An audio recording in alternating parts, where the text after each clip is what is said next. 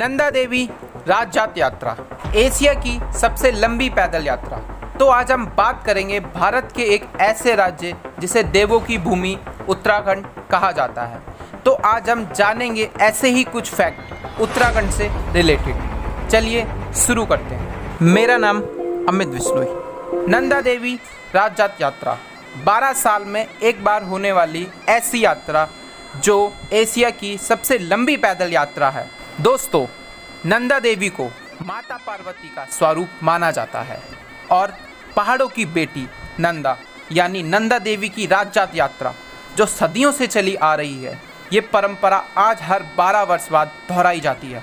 नंदा देवी को अपने मायके से ससुराल भेजने की प्रक्रिया को ही नंदा देवी राजजात यात्रा कहा जाता है, जिसमें यात्रा के स्वागत सत्कार के साथ नंदा देवी को उनके ससुराल कैलाश स्वामी शिव के पास भेजा जाता है। चमोली में नंदा देवी राजजात यात्रा का आयोजन 12 साल में एक बार किया जाता है। चमोली के नौटी से यह यात्रा उच्च हिमालय क्षेत्र हेमकुंड में पहुंचती है। यह यात्रा लगभग 280 किलोमीटर की होती है और यह यात्रा पैदल ही पूरी करनी पड़ती है और उसके बाद हेमकुंड में इस यात्रा का आखिरी पड़ाव होता है। राजजात यात्रा गढ़वाल और कुमाऊं के सांस्कृतिक मिलन का भी प्रतीक है। दुनिया के सबसे ऊंचे शिव मंदिरों में से एक तुंगनाथ मंदिर।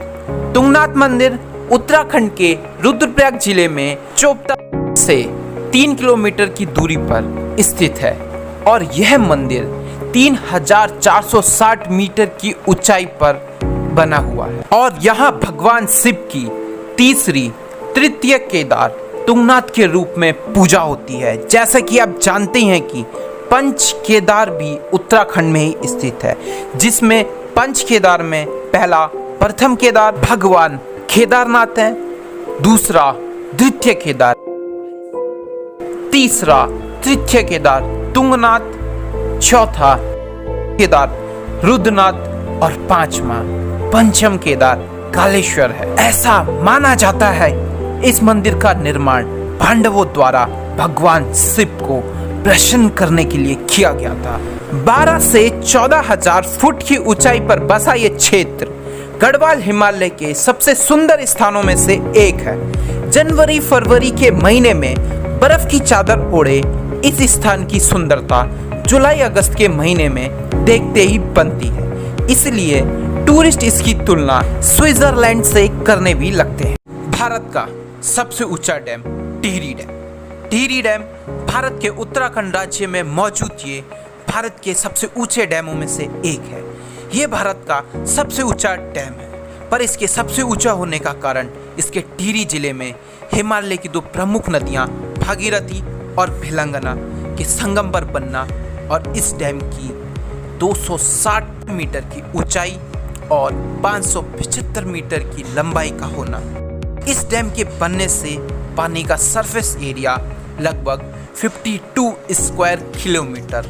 अगर देखा जाए तो उत्तराखंड के श्रीनगर का सरफेस एरिया लगभग 294 स्क्वायर किलोमीटर है और डैम का सरफेस एरिया 52 स्क्वायर किलोमीटर। तो आप लोग डैम का बड़े होने का अंदाजा ऐसे भी लगा सकते। सिर्फ स्विट्जरलैंड और मसूरी से दिखने वाली विंटर लाइन।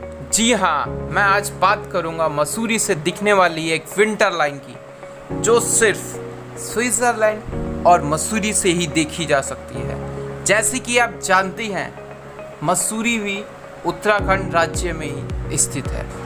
मसूरी से देहरादून शहर के आसमान में एक लंबी पीली लाइन यानी विंटर लाइन देश विदेश से आए लोग अभी यानी खुश या प्रसन्न हो जाते हैं। विंटर लाइन दिख रही है जो मसूरी में, इसके बारे में हमें पता चला था, तो इसलिए हम यहाँ पे खास ये देखने के लिए आए हैं।